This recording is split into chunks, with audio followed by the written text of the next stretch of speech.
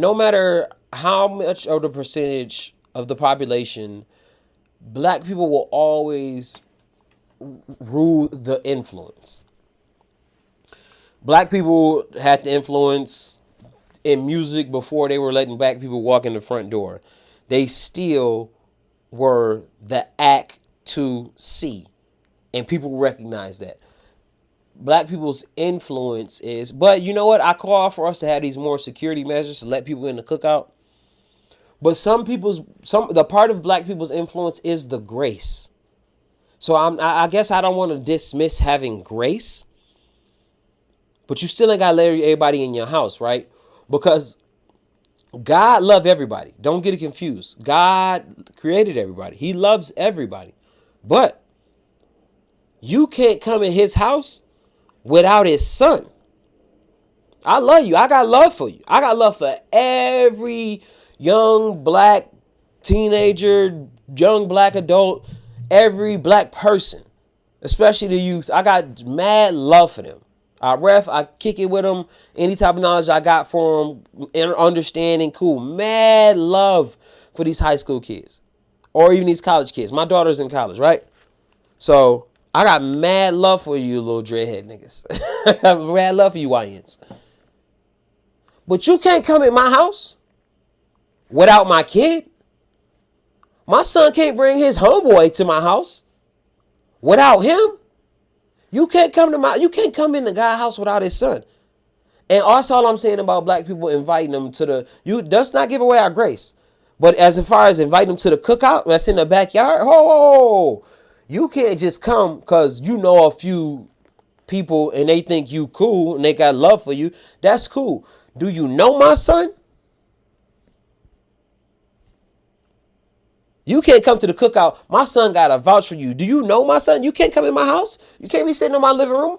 I got love for all you YNs. But none of y'all better not be on my couch unless you with my son. Because I trust everything that I put into my son, that instilled to my son, that he going to be responsible enough to respect home.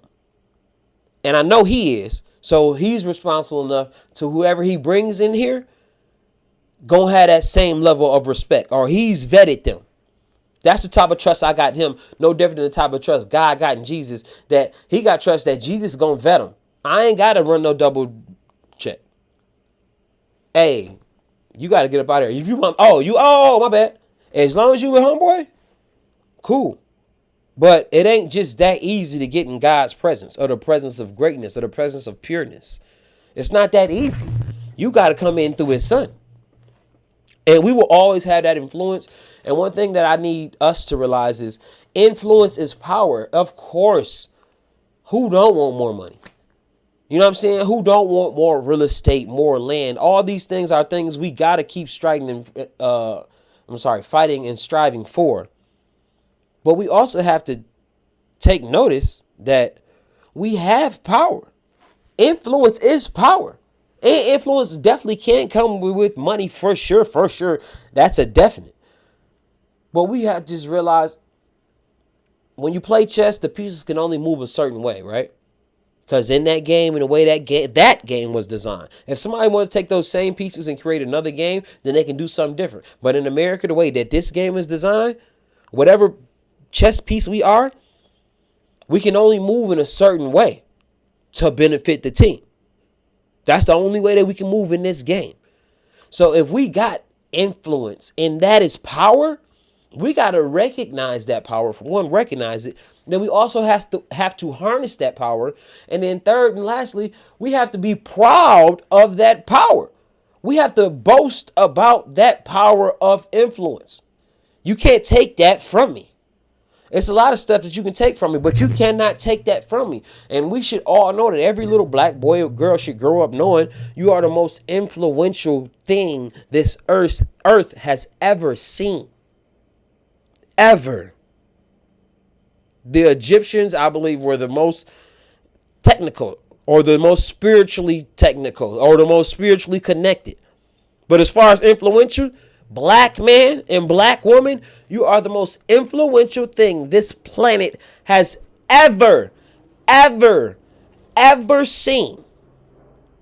And you're not even 500 years old yet. and you're the most influential ever. That's power, and you got to know it.